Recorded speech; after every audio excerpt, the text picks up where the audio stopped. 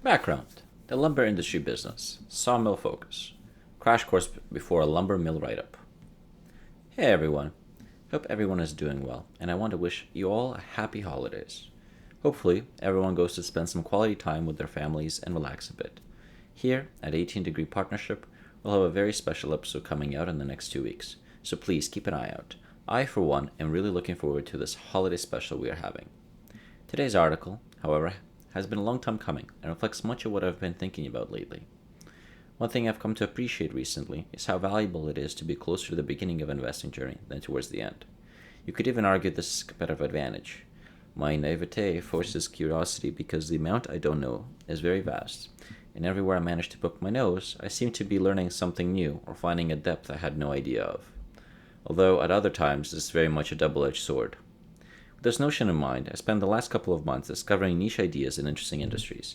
I spent some time exploring various airports and their business models, background that I may one day write, looked at offshore drillers and some shipping companies, both very interesting ideas, and in no way did I gain enough experience in any of the material to become an expert in these fields, just a starting point for me to continue to explore. However, one of my favorite ideas that really struck and pushed me to keep digging deeper in is the lumber industry. Part of the interest comes from personal experience. When I was a bit younger, I'm still very young, but that's beside the point, I used to help out with various construction projects. Two of these projects are memorable because I had the pleasure of helping building a log cabin and log cabin sheds. Both projects revolve around log kits, and should we call them adult Lego sets, or perhaps Lego with extra steps, anyhow. They were simple step-by-step construction of these houses. The reason I'm telling you this anecdote is to surprise you with a very interesting fact. Could you guess where the lumber for these kits came from? For reference, I am doing these projects in Ontario, Canada, and the wood, please drum roll, was imported from Lithuania. Boy, you would think that it makes absolutely no sense, as Canada is a very lumber-rich nation, and no, a local North Bay company would import these kits and sell them to distributors. Crazy to think about. At the time, I just sank this thought somewhere deep inside my mind because it made absolutely no sense. And I simply wrote it off as a variance in lumber dynamics or efficiency specialization of the project and buried it somewhere deep. Now, long ago, this idea began to resurface as I noticed some interesting fund managers holding home building companies with a thesis for future construction centered around lumber prices or distributors, and many of them mentioning lumber playing a key role in their thesis. Kind of stuck. I started looking around. I noticed that certain investors I follow have also small stakes in lumber companies. So I went down the rabbit hole to learn more and slowly build the mental model of what made sense. Then, more recently, when studying with Hugley, I noticed having a position in a lumber mill. Some lumber mills are also being core holdings of constantly contrarian funds. Information bias kept appearing. Robert Arabodi, in the Value Investing with Legends podcast, also gave a mini thesis on lumber mills, and I believe also maybe Arnold Vandenberg, again, mentioned the possibility of lumber prices playing a key role in his thinking, although I can't find my source, so take it with a big grain of salt. The industry, especially on the Canadian side of the border, is in turmoil, facing tariffs and U.S. industry consolidation. And it's definitely not the safest place to invest, but interesting ideas are definitely forming. Of course, there's a lot of research to be done, but let's hear me out for a second. Background and history. When exploring the history of the lumber industry, we could go into great detail showcasing marginal improvements and the civilization expansion across North America that the industry enabled. Although I had a lot of fun exploring the various angles and historical nooks, I'll try to keep it concise to the point of a small picture and context of the industry. For this piece, when I'm really focusing on North America angle when exploring the lumber industry, so our early days were not very early in the global standards. Before European arrival on the continent, indigenous people used wood with incredible skill, meticulous shaping massive cedar canoes, constructing elaborate longhouses, and carving totem poles. European colonization made North America crucial for lumber. The British, in particular, were shopping loggers across the Atlantic to fuel their empire ambitions. Wood at this time, and still in many ways today, was a critical resource from supplying massive masts of warships to constructing luxury items such as furniture. The early lumberjacks were independent operators who relied heavily on manual labor to produce goods. Many early settlers living in log houses and often adopting indigenous woodworking techniques. The techniques progressed through the organization of specialized manual labor, with innovations such as the pit saw enabling careful creation of planks and boards for more complex construction. Pre-modern day. Of course, during this time, a new wave of ideas sprouted and technical progress accelerated. Then came a game changer, the era of the industrial sawmill. Water and turning wheel systems, partnered with gears, were brought to mills that have a vertical saw powered by water. This allowed for process a lot more logs daily, as long as the machine wasn't jammed or broken. The real transformation came with the circular saw, also steam powered, which was way more accurate and efficient at cutting logs. The success of the circular saw and steam powered led to the rapid depletion of eastern forests, Maritimes, and the Great Lakes. For reference, in the 1800s, Michigan alone produced more lumber than the entire West Coast does today. At the peak, sometimes around 1900s, a little town by the name of Williamsburg, Michigan, cut 500 million board feet in 1 year, the amount of wood to build around 50,000 homes, all from the production of one town. This led to a lot of modern mills and industrial infrastructure in the Pacific Northwest today. Another fun fact, during World War II, the US Army literally created Sprouts Production Division with 30,000 soldiers cutting strips of sprouts for mosquito bomber wings. Modern day. Early modern mills were still inefficient despite improvements. Over 70% of each log was wasted. The industry was not very efficient, especially in the what to do with most cut matter, and a lot of it was simply burned off. Going into the modern age, a lot of the machinery has been modernized. Innovations like conveyor belts, tracking systems for moving large logs, computer systems for analyzing and cutting logs, as well as safety and warning systems allowing mills to produce way more lumber with far fewer people. Moreover, modern yields allow for mills to use up to 100% of the log material. Byproducts such as pulp, fibers, cellulose derivatives used in thickness for food, shampoo, LCD screens, mulch, and biomass fuels have ensured that every little piece of log is used up in the breakdown of a log. During this time, a lot of pioneers who built up the lumber industry emerged. Many men risked their lives to support their families in dangerous logging and milling operations. Incomparable to the safety standards and tools we have today, here's a very cool story about the hero in time also invented the mobile sawmill and allowed one family to make a living. You can find the link to this video in my Substack. These modern mills are available also on my Substack, and you can press them inside the article. Now, to put all the context and all this evolution that have happened over the past 200 or so years, we'll call it, let's look at the production differences.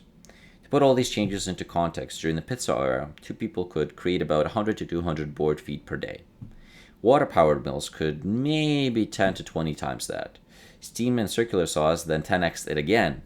Developments also in the 1880s of better saw blades and sharpness, again 5 to 10 times the output. However, what about modern mills?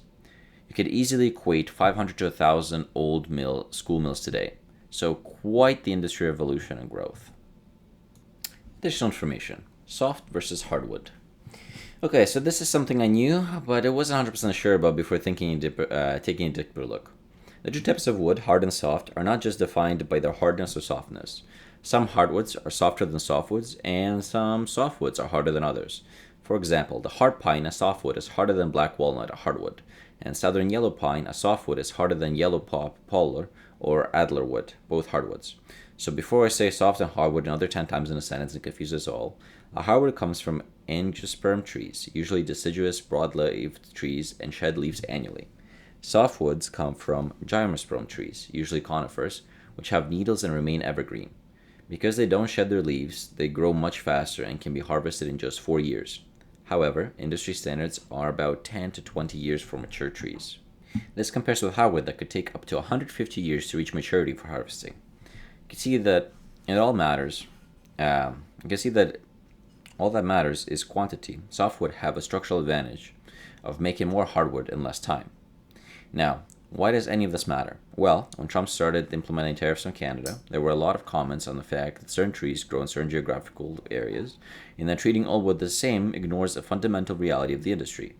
At the time, the fact that this wasn't considered did not surprise me at all, as I remember a U.S. Senator defending tariffs on bananas to insist they grow in the States. Well, not the first time some very questionable logic was used when deciding on policy, so I try to understand the dynamic a bit more before coming to a conclusion. More context.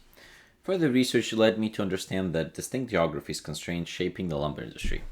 In other words, my slight suspicion that a simple tariff does not have the ability to address industry dynamics such as where the majority of the wood varieties grow, which areas are being reforested, what is public, what is private land, what allocation is actually for forestry, etc. It was correct that the solution might be a tad more complex.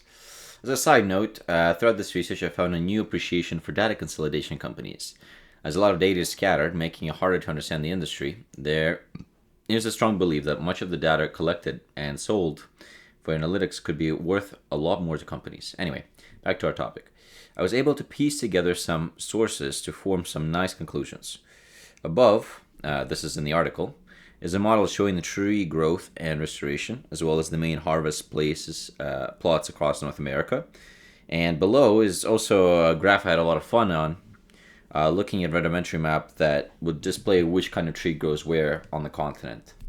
There's also a nice little graph demonstrating the tree density and locations across the United States, so you can see where the density comes from, which areas are heavily forested. Okay, so Canada's government has conducted numerous surveys and industrial studies on the lumber industry. Perhaps not very surprising, since Canada's economy is much more resource dependent, and many towns have the roots in the lumber trade. Take, for example, my city and Canada's capital, Ottawa. Ottawa, or referred to its old name by Bytown, was a huge lumber town with lumber mills right downtown. It looks very different today due to the Gerbert's plan of beautifying the capital of Canada. Even Canada's old currency displays Ottawa's logging operations and was a staple of the city. For the locals wondering, there was a huge mill near Labrento Flats and the Chaudière Falls. Not quite sure how to pronounce it, even as a local. And it's crazy to think about because that area has become very hot real estate, and many want to live there, but just a nice little mill. Also, Bronson Avenue was named after the lumber boron, so very cool. Anyway, there's many details, reports, and maps dating back to around 1953, so that's where kind of the data starts coming, and continuing throughout to 2007 from government surveys and industry tracking work. You will see some attached below, again in the article, with data collection in the early 2000s. Important to note is that a lot of data, more recently collected, has been province by province and is provided in database sets. You could use those data sets to then build models, and interestingly, in recent years, the private market has been trying to consolidate more and more information than the public market. And the information sources, at least that I was finding, that's where the conclusion I came from, such as the commercial flyer with the Canada mills, also in my article. So in my article, if you open it up, you'll see the land capacity for forestry graph by the government of Canada. There's also the sawmills graph, so you can actually see where all of them plotted. And then the Canadian mill locations flyer with all of them with their phone numbers, so you can inquire where they are and where they're located. So quite helpful information. The United States has less of a consolidation industry than Canada, and its data is more fragmented. There are many databases that only partial data, and throughout the research process, I came to appreciate data consolidation components that I've mentioned much of the research possible. Below are combined 3 regional areas of lumber mills replicate the continental graph above, but this time in the United States. So I have a graph then of the southeast United States, the northeast, and then the whole west of the United States. There were some joint efforts for each government to assess the risk dependency on each other, but the conclusions have been that the lumber trade between the nations has been mutually beneficial. No surprises there. And again, there's a graph now showing them sawmills across both the United States and Canada. However, I don't want you to leave this and have the impression that the U.S. Forestry Service doesn't do much research on data collection. They perhaps had one of the most important and impressive documents in their Atlas document, also linked in my article. In the 50-page document, I was deeply surprised by how much information I managed to take away and learn. Pleasantly surprised to realize that I perhaps learned more from the document than from other resources I found. So if you take anything away from this work, please open the link below. So again, in my article, of course, I'm not going to pass up another chance now to rant on some very important and interesting facts, but feel free to skip ahead. For those who study history would not be surprised by how different the east and west coast of the United States are. The roots of how the United States was formed are still very much felt today. And most eastern forests, about 62%, are still privately held by more than 10 million different owners, so quite fragmented industry, while the western coast is mostly public and protected lands. What may surprise you is that only 9% of the United States forests are planted, southeast pines and oliva and shortleaf. However, they have grown 24 times since 1950s and now account for 30 to 50% of total U.S. harvest. Of course, the forests have more function than one and is a very important resource. There have been many sections showcasing how important it is for the various species, habitats, climates, etc. And did you know that the forests provide 53% of U.S. surface water supply? especially imported in the West, and offset about 14% of GHG emissions. The housing peak before the GFC was also the peak of the lumber consumption in the United States, and consumption has yet to reach the same exuberant level. Even though the United States exports a lot of lumber, it has yet to export more than it imports, and it mainly imports from Canada. So early 2000 government data showed that the United States imported 89.4% of all Canadian lumber exports. So quite the dependency between the nations, as you can see. So now let's move on to the current news. Tensions across the borders and trade is nothing new. If we look only after 2000, we see many disturbances and industry shifts, because both nations there have been very large races of consolidation and growing efforts for efficiency. Just for reference, just as mentioned in the history section, efficiency went from wasting up to 70% of the lumber to utilizing about 100% of the tree. Had to mention twice, it's just an absolutely crazy fact. But again, to not irritate, that the 100% does not mean 100% log to lumber conversion, but rather near total wood utilization. The residuals increasingly direct to plumb, panels, biomass, and other byproducts. These changes have changed the employment landscape and production methods. Employment has steadily dropped on both sides by about 50 to 60%, data varies, since the 2000 peak. New automated lines and sawmills have allegedly boosted production yields by 20 to 30% across the industry. They use AI scanners, automated cutting, and markets and all sorts of logs. So although the business is improving on paper, many former employees have suffered. These pressures have led to a rise in nationalism and protectionism. The GFC caused a significant slowdown in the industry, bringing negative feelings among those connected to it. Incoming administrations have capitalized on these sentiments, and in 2016 shifted policies on how lumber was assessed. I'll slow down and provide more context on how the recent agreements were handled before explaining the Trump changes and the current situation. Sorry, a little bit more rumbling from me, you'll have to bear with it. Both Canada and the United States officials have pushed for legislation and agreements to benefit local industries, leading to rising tensions and negotiations over rules. Starting from 1996, the two governments brokered the Softwood Lumber Agreement, SLA-1. This agreement is a functional and a quota system, limiting Canadian lumber exports from 4 key provinces, BC, Alberta, Ontario, and Quebec, to specific annual volumes of 14.7 billion board feet. If the quota was exceeded, a two-tiered fee, $50 per MBF, then it was raised to 100 USD per MBF was imposed, acting as a penalty of tax. However, solutions on paper often prove flawed in practice, and during this period, so if you can kind of go back a little bit, so 1996 to 5 years, so about to 2001, was a huge construction boom in the United States, which severely restricted Canadian exports when U.S. demand was still very, very high. So after the 5-year agreements expired, Canada filed legal complaints about high U.S. anti-dumping, AD, and countervailing duties, CVD, because at that time they averaged around 27%, so that was around 2002. Now in 2006, and yes, the trade talks can take quite a while, a new softwood lumber agreement was signed, so SLA-2 was signed and was supposed to last until 2013, but it was extended until 2015. The goal was to stabilize U.S. lumber prices and require the Canadian government to impose its own export charge when lumber prices fell below a threshold, so for example, for 355 USD per MBF. As prices declined, the Canadian exports charge would increase to up to 15%, helping to stabilize U.S. lumber markets. During the agreement, the U.S. was legally prohibited from imposing its own AD CVD duties. Well, during this time, new governments came to power on both sides, each with its own ideas and ways to appease the voters. With the SLA-2 extension set to expire in October 2015, an immediate agreement failed to materialize. This provided an opportunity for the U.S. lumber industry groups to file a new competition for a complaint for November 2016, marked the end of the managed trade approach. By 2017, the U.S. government had abandoned entirely relying on the Canadian government for collecting fees. Instead, the United States imposed its own anti-dumping and countervailing duties directly on Canadian imports, forcing Canadian exporters to set a substantial cash deposits up front. More on that in a bit. This has been sent quite a wild ride as of late. Following the news, you have noticed that increasing U.S. tariffs on Canadian lumber, the financial impact of these cash deposits requirements have only intensified, particularly since the United States duties have recently finalized to an extremely high rate in 2025. So to understand this, following the finalization of the latest administrative review, so AR6 in late 2025, so this was end of summer, start of fall, from what I understand, major producers are facing intense pressure. In addition, a very recent drama added more penalties to Canadian lumber with the implementation of Section 232 in October 2025, layering an additional 10% tariff.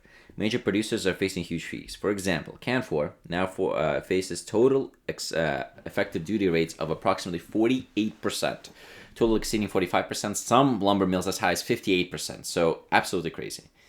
So about the cash deposits. During the research process, I had the pleasure of reviewing many lumber mill companies' balance sheets, and in them you notice this weird asset, duties received or deposit refund recoverable. This is exactly what I mentioned above. These assets exist because of the ever-changing dynamic of cross-border trade, as outlined above. When Canadian mills export to the United States, they or importers pay cash deposits upfront for every shipment, essentially escrow fees to cover the partial duties. The U.S. Custom holds it with interest until the government's negotiations are complete.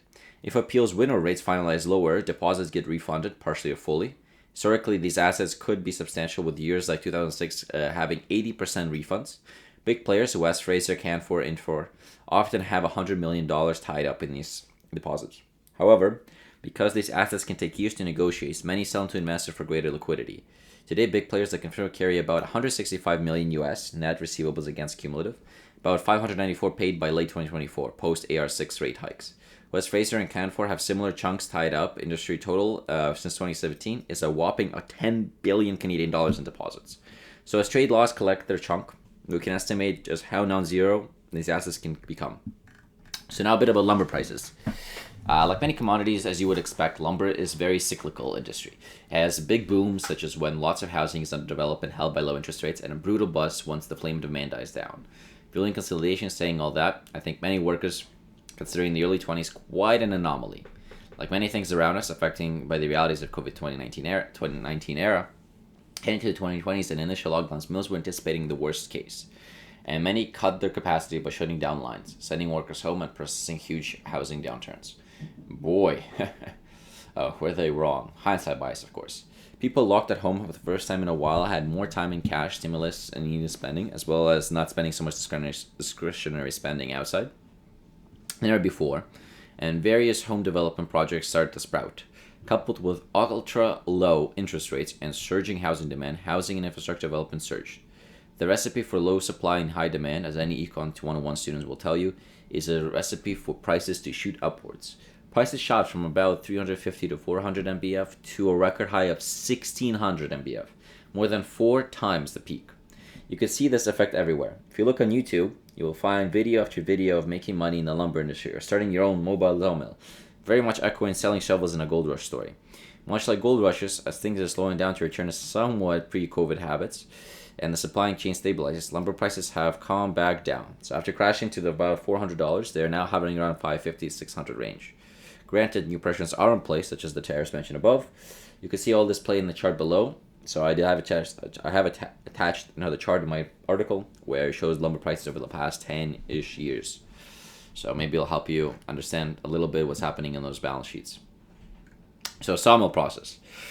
As we conclude from the history section, the sawmill process has evolved, but honestly looking at it now, the core structure of the milling process has remained essentially unchanged. Granted, yes, many steps now invoke fancier machinery that improve yields better cuts, and process more wood while using less manpower. They still try to do some few steps from start to finish as they did ages ago. If we exclude for a moment the activities of lodging, transportation, sorting the logs, and focusing only on the actual milling process, can be broken down to approximately 7 steps. Of course, each mill is going to have its own process, so please take this with a grain of salt. So step 1, arrival and scaling. Upon arrival at the mills, logs must be classified and grouped by species, size, strengths, and visible defects. You could note that most sawmills actually specialize, especially in the States, process limited range of species rather than mixing hardwoods and softwoods. Historically, and still the case in manual operations, this could be done manually. As workers walk around their lumber lines marking logs to be categorized and sorted later. This is more automated process. There's more automated process for the step, with advanced mills slowly evolving towards more automation. Debarking. I think this step is pretty self-explanatory, but you might imagine logs passing through a mechanical debarker where rotating drums are cutting or removing bark from the exterior. The step is essential to protect downstream equipment, improve cutting accuracy, and ensure clean wood surfaces for further processing. It's also important because metal leftovers from collection before can be uncovered during the embarking process. Scanning and merchandising. More classification logs and ensuring we're removing all the metal pieces. Logs are scanned with optical, X-ray, and laser systems, analyzing their initial and external characteristics. This process helps determine optimal cutting strategies to maximize yields and optical quarters. subject to current market demand for specific lumber projects. Metal detection systems are also used to identify embedded foreign objects before sawing. Primary sawing. This is where we begin cutting boards of the specific dimensions, such as the 2x4, 6x6. Of course, this all roughly. In the following steps, we must make first their adjustments. Step 5, secondary breakdowns. Following the initial cut, the boards are then re-inspected to address any remaining bark defects or rot. Additional trimming and re-reaping are also done to ensure maximum yield. Step 6, grading and sorting. Again, lumber is graded, sorted, and marked for structural integrity and strength. Much like this, it will also be done manually or increasingly also done with machines. So now we're drying. So modern mills ensure that the wood doesn't wrap much and keeps consistent shapes. Dries the wood in a kiln before being sent off. Kiln drying layers moisture content, improves product consistency, and prepares lumber for downstream use, as well as remove pests. Some mills go an extra step regarding wood, further separating and even drying it again. So a little of a mouthful, but now we're on to the business model. The many unique parts of the business model. So there's different business models and ways to actually gain exposure to the sector, but you could gain exposure to timberland through timber REITs or timber investment vehicles, speculate on lumber prices using derivatives, purchase concessions or timber rights, or invest in debt and equity operation companies. Let's focus on the main ideas though. So we have forestry and loggers. Loggers in the forestry business can be different between the two countries. So in Canada, approximately 90% of production forests are owned by the provincial governments, and major mills operate on long-term tenured agreements that grant them access to the set volume of wood. In the United States, a lot more of the timber comes from independent private lands. Mills actively compete on the open market for the material. Techniques have changed as machinery has improved, and lumberjacks now operate much more safely than they did ages ago. The business premise is simple. You manage the land or buy to harvest the wood and transport it. Your revenue is derived from the logs you sell and their quality, and your costs are labor costs, machinery, and transportation costs. So now we're on to the lumber mills. Lumber mill model is been more focused on this piece. So I will note that as we're looking both Canada and America, there is structural differences between them. The Canadian major producers tend to be a lot more vertically integrated than the American ones, particularly compared to independent mills in the United States South. The vertical integrated can provide advantages during downturns by stabilizing fiber supply and monetizing residuals through. Can also increase capacity intensity and exposure during prolonged low-priced events. The Canadian mills are also typically oversee additional operations, including their own logging, pulp, and paper mills and other business lines. The U.S. South is an area that is much more independent and less integrated. They specialize in very specific processes and can have volatile business execution. But as you can follow the operations of the mill above, the business model is very simple. Primary revenue stream is selling your saw and lumber. You also gain a secondary revenue stream, usually around 10 to 30% of total revenue, by selling your byproducts such as wood chips, sawdust, and bark. Some mills have even managed to monetize energy sales from the biomass boilers or flexible products. Your costs are highly dependent on keeping your mills operative, running non-stop with no rotting stock on your yards and no clogs in the system. Key operation metric is return on log, so RTL analysis, which dictates the maximum price a mill can pay for the raw log based on the expected revenue from all finished products. You spend on the raw logs you acquire, the labor to keep the mills running, energy maintenance by machinery. The other costs, as seen in the current dynamic sections, are tariffs and duties, and also transportation and outbound fees to get your lumber out. In running such an operation, industry-wide profit margins are quite thin. A vertically integration can provide advantages during downturns by stabilizing fiber supply and monetizing residuals, though it can also increase capacity intensity of exposure during prolonged low-priced environments. In strong parts of the cycle, gross margins can reach anywhere from 20 to 30%, while net margins hover around 5 to 10%. However, mid-cycle margins are typically lower, and downturns often result in break-even or loss-making years. Pulp and paper mills.